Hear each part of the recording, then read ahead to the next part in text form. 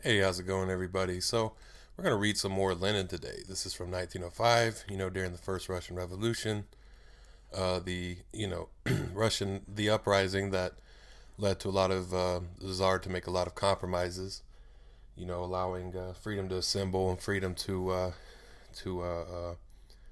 getting the Duma going and stuff. But this was kind of before that, and January 24th, 1905 is right before that, at the beginning of 1905 of the Russian Revolution. So let's go ahead and get into this.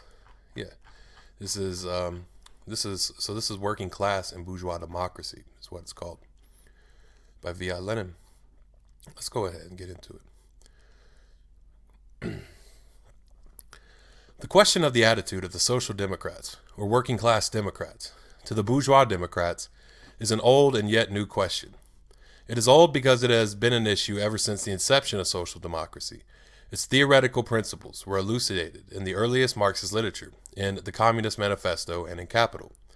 It is ever new because every step in the development of every capitalist country produces a peculiar original blending of different shades of bourgeois democracy and different trends within the socialist movement. In Russia, too, this old question has become particularly new at the present time. To make clear for ourselves how this question should be presented today, we shall begin with a brief excursion into history. The old Russian revolutionary narodniks held a utopian, semi-anarchist point of view. They considered the peasants in the village communes ready-made socialists. Behind the liberalism of the educated Russian society, they clearly perceived the ambitious desires of the Russian bourgeoisie. They repudiated the struggle for political freedom on the grounds that it was a struggle for institutions advantageous to the bourgeoisie. The Narodnaya Voya members made a step forward when they took up the political struggle, but they failed to connect it with socialism. The clear socialist approach to the question was even overshadowed when the waning faith of the socialists in the socialist nature of our communes began to be renewed with theories in the spirit of VV about the non-class, non-bourgeois nature of the Russian democratic intelligentsia. The result was that Narodism, which in the past had positively rejected bourgeois liberalism, began gradually to merge with the latter in a single liberal Narodist trend.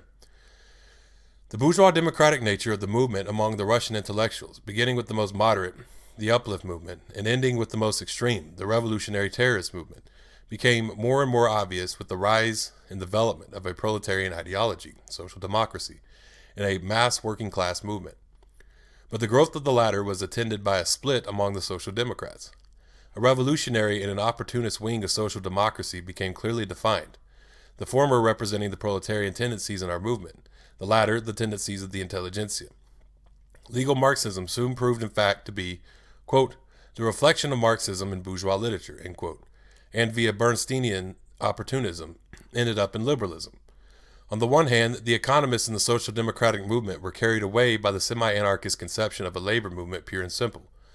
They regarded socialist support of the bourgeois opposition as a betrayal of the class point of view and declared bourgeois democracy in Russia to be a phantom. On the other hand, the economists of another shade, carried away by the selfsame idea of a labor movement pure and simple, accused the revolutionary social democrats of ignoring the social struggle against the autocracy, which our liberals, Simsto men, and uplifters wage. The old Iskra pointed to elements of bourgeois democracy in Russia, at a time when many did not yet perceive them. It demanded support for this democratic trend on the part of the proletariat. See Iskra number 2 on support of the student movement, number 8 on the illegal Simstov Congress, number 16 on the liberal marshals of the nobility, number 18 on the ferment within the Simstov. It constantly stressed the class bourgeois nature of the liberal and radical movement and said of the vacillating Osvobodnye people, quote, it is high time to understand the simple truth that it is not political chicanery, but not what the late Stepniak once called self-restriction and self-concealment, not the conventional lie of diplomatic mutual recognition that ensure a genuine and not merely verbal joint struggle against the common enemy, but actual participation in the struggle, actual unity in struggle, when the struggle of the German Social Democrats against the military police and feudal clerical reaction really became one with the struggle of any genuine party which relied for support upon a definite class of people, for instance the liberal bourgeoisie, then joint action was instituted without any phrase-mongering about mutual recognition, end quote. This approach to the question on the part of the old Iskra brings us directly to the present differences over the attitude of the Social Democrats towards the liberals. These disputes, as we know, began at the Second Congress, which adopted two resolutions representing the points of view of the majority, Plekhanov's resolution, and the minority, Starover's resolution. Respectively, the first resolution accurately defines the class character of liberalism as a movement of the bourgeoisie, and brings to the fore the task of explaining to the proletariat the anti-revolutionary and anti-proletarian essence of the main liberal trend, the Osvobozhenie movement. While recognizing the need for the proletariat's support of bourgeois democracy, this resolution does not resort to the politicians' mutual recognition device, but in the spirit of the old Iskra, makes it a question of concerted struggle. Quote, to the extent that the bourgeoisie is revolutionary or merely oppositional in its struggle against Tsarism, end quote, the Social Democrats, quote, must support it. Starover's resolution, on the contrary, does not give a class analysis of liberalism and democracy. It is full of good intentions. It devises terms of agreement that are possibly loftier and better, but unfortunately fictitious, just words. The liberals, or the Democrats, must declare so and must not put forward such and such demands, must adopt such and such a slogan. As if the history of bourgeois democracy anywhere and everywhere has not warned the workers against putting their trust in declarations, demands, and slogans. As if history has not afforded us hundreds of instances in which bourgeois Democrats came forward with slogans demanding not only full liberty, but also equality with socialist slogans, without thereby ceasing to be bourgeois Democrats, and thus, quote, befogged, end quote, the minds of the proletariat all the more. The intellectualist wing of social democracy wants to combat this befogging by setting conditions to the bourgeois Democrats that they abstain from befogging. The proletarian wing in its struggle resorts to an analysis of the class content of democratism. The intellectualist wing hunts out words for terms of an agreement. The proletarian wing demands actual cooperation in the struggle. The intellectualist wing devises a criterion of a good and kind bourgeoisie worthy of concluding agreements with. The proletarian wing expects no kindness from the bourgeoisie, but supports any, even the very worst bourgeoisie to the extent that it actually fights Tsarism. The intellectualist wing slips into a huckster standpoint. If you side with the Social Democrats and not with the socialist revolutionaries, we shall agree upon a pact against the common enemy. Otherwise, we won't. The proletarian wing maintains the point of view of expediency. The support we shall lend you will be exclusive condition on whether it will put us in a better position to aim a blow, greater or lesser, at our enemy. All the shortcomings of Starover's resolution came to light upon its very first impact with reality. The touchstone was provided by the famous plan of the new Iskra's editorial board, the plan, quote, of a higher type of mobilization, end quote. Bearing on the debated questions of principle, at number 77, the editorial democracy at the parting of the ways, end quote. And number 78, Starover's feuilleton. The plan was dealt with in Lenin's pamphlet, but the arguments will need to be more closely discussed here. The main idea, or rather the main confusion of ideas, of the new Iskra's arguments is the differentiation between the Simsto liberals and the bourgeois Democrats. This differentiation is the guiding thread that runs through both articles. Incidentally, the attentive reader will observe that in place of the term bourgeois democracy, parallel with it and synonymously, the following terminology is used: democracy, radical intelligentsia, nascent democracy, and intellectualist democracy. This differentiation was hailed by the new Iskra with characteristic modesty as a great discovery, an original conception that was, quote, beyond, end quote, poor Lenin. The differentiation is linked directly with the new method of struggle of which we have heard so much both from Trotsky and directly from the Iskra editors, namely the Simsto liberalism, quote, is fit only to be chastised with scorpions, end quote. Well, intellectualist democracy is suitable for agreements with this. Democracy must act independently as an independent force. Quote, Russian liberalism, bereft of its historically essential part, its motive nerve, is its bourgeois democratic half is fit only to be chastised with scorpions, end quote. In Lenin's conception, quote, of Russian liberalism, there was no room for such social elements on which the Social Democrats, in their role of vanguard of democracy, could at any time exert their influence. Such is the new theory, like all new theories of the present Iskra. It is a complete muddle. In the first place, the claim to priority in the discovery of intellectualist democracy is unfounded and absurd. Secondly, the differentiation made between simsto-liberalism and bourgeois democracy is erroneous. Thirdly, the conception that the intelligentsia can become an independent force does not hold water. Fourthly, the assertion that simsto-liberalism, without its bourgeois democratic half, is fit only to be chastised, etc., is unjust. Let us examine all these points. Lenin is supposed to have ignored the birth of intellectualist democracy and the third element. Let us open Zarya, number 2 through 3, and take the, quote, review of home affairs, end quote, which is quoted in Starover's feuilleton. We read the heading of the third section, quote, the third element, end quote. Throughout this section, we read about, quote, the increase in the numbers and in the influence of such persons, serving in the Simstos as doctors, technicians, and so on, end quote, of, quote, the unsubmissive economic development which gives rise to the need for intellectuals who are becoming increasingly numerous, end quote, of, quote, the inevitability of conflicts between these intellectuals and the bureaucrats and administration bigwigs, end quote, of, quote, the outright epidemic character of these conflicts lately, end quote, of, quote, the irreconcilability of autocracy with the interests of the intelligentsia generally, end quote. We read a direct appeal to these elements to rally to the banner of social democracy. Quite a pretty account, wouldn't one say? The newly discovered intellectualist democracy and the need for rallying it to the banner of social democracy were quote-unquote discovered by that mischievous Lenin 3 years ago. Of course, the antithesis between the Simsto men and the bourgeois democrats had not yet been discovered at that time, but contraposing the two would be just as rational as saying, quote, Moscow gubernia and the territory of the Russian Empire, end quote. Both the Simsto people who believe in qualified suffrage and the marshals of the nobility are Democrats, to the extent that they oppose autocracy and serfdom. Their democratism is limited, narrow, and inconsistent, just as any and all bourgeois democratism is in one or another degree limited, narrow, and inconsistent. The editorial in Iskra number 77 analyzes our liberals by dividing them into the following groups. 1. Serf-owning landlords. 2. Liberal landlords. 3. The liberal intelligentsia, which stands for a constitution with qualified suffrage. And 4. The extreme left, the democratic intelligentsia.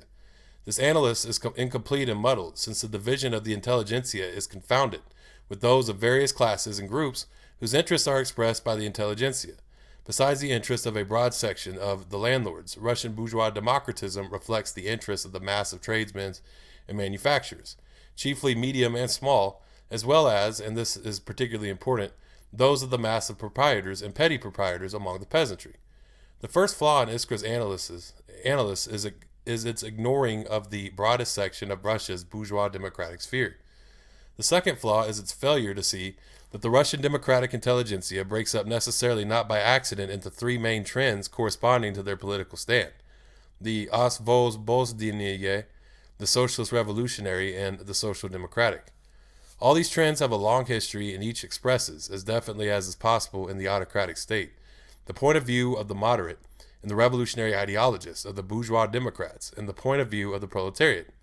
Nothing could be more amusing than the innocent wish of the new Iskra that, quote, the Democrats should act as an independent force, end quote, while at the same time the Democrats are identified with the radical intelligentsia. The new Iskra has forgotten that the radical intelligentsia, or intellectual democratic movement, which has become, quote, an independent force, end quote, is none other than our, quote, socialist revolutionary party, end quote. Our democratic intelligentsia could have no other, quote, extreme left. It stands to reason, however, that one can speak of the independent force of such an intelligentsia only in the ironical or terrorist sense of the word. To stand on the same platform with the bourgeois democrats and move leftward away from the Osvobozhenie means to move towards the socialist revolutionaries and in no other direction. Finally, still less does the latest directory of the new Iskra stand up to criticism, namely, the discovery that, quote, liberalism without its bourgeois democratic half, end quote, is fit only to be chastised with scorpions, and that, quote, it is wiser to scrap the idea of hegemony, end quote, if there is no one to turn to except the Simsto people. Liberalism of whatever kind merits support by the social democrats only to the extent that it actually opposes the autocracy. It is this support of all the inconsistent, i.e. bourgeois Democrats, by the only really consistent Democrat, i.e. the proletariat, that makes the idea of hegemony a reality. Only a petty bourgeois huckster's idea of hegemony can conceive it as a compromise, mutual recognition, a matter of worded terms. From the proletarian point of view, hegemony in a war goes to him who fights most energetically, who never misses a chance to strike a blow at the enemy, who always suits the action to the word, who is therefore the ideological leader of the democratic forces, who criticizes halfway policies of every kind. The new Iskra is sadly mistaken if it thinks that half-heartedness is a moral and not a political economic attribute of bourgeois democracy. If it thinks it possible and necessary to fix such a degree of half-heartedness up to which liberalism deserves only the scorpion's lash, and beyond which it deserves agreements. This simply means, quote, determining in advance the permissible degree of baseness, end quote. Indeed, ponder the meaning of these words. To make it the term of an agreement with the opposition groups that they recognize universal, equal, and direct suffrage by secret ballot means. Quote, to present them with the infallible reagent of our demands, the litmus paper test of democracy, and to place the whole weight of the proletariat's valuable support on the scale of their political plans, end quote. How prettily this is put, and how one feels like saying to the author of these fine words, star over, my dear friend Arkady Nikolaevich, your fine words are wasted. Mr. Struve rendered Starover's infallible reagent ineffectual with a single stroke of the pen when he wrote universal suffrage into the program of the Osvobozhenie League. And the same Struve has proved to us in deeds on more than one occasion that all these programs are mere scraps of paper as far as the liberals are concerned. Not litmus paper, but ordinary paper, since a bourgeois democrat thinks nothing of writing one thing today and another tomorrow. This is characteristic even of many bourgeois intellectuals who go over to the Social Democrats. The entire history of European and Russian liberalism provides hundreds of instances wherein word and deed are at variance, which is why Starover's desire to think up infallible paper reagents is so naive. This naive desire leads Starover to the great idea that supporting the anti-czarist struggle of bourgeois who do not agree to universal suffrage means, quote, bringing to naught the idea of universal suffrage, end quote. Perhaps Starover will write us another pretty feuilleton to prove that by supporting the monarchists in their struggle against the autocracy, we are reducing to naught the, quote, idea of a republic. The trouble is that Starover's thoughts revolve helplessly in a vicious circle of terms, slogans, demands, and declarations, and overlook the only real criterion, the degree of actual participation in the struggle. In practice, this inevitability results in varnishing the radical intelligentsia, with whom an, quote, agreement is declared to be possible. With disdain for Marxism, the intelligentsia is declared to be, quote, the motive nerve, end quote. Not the glib servant of liberalism. The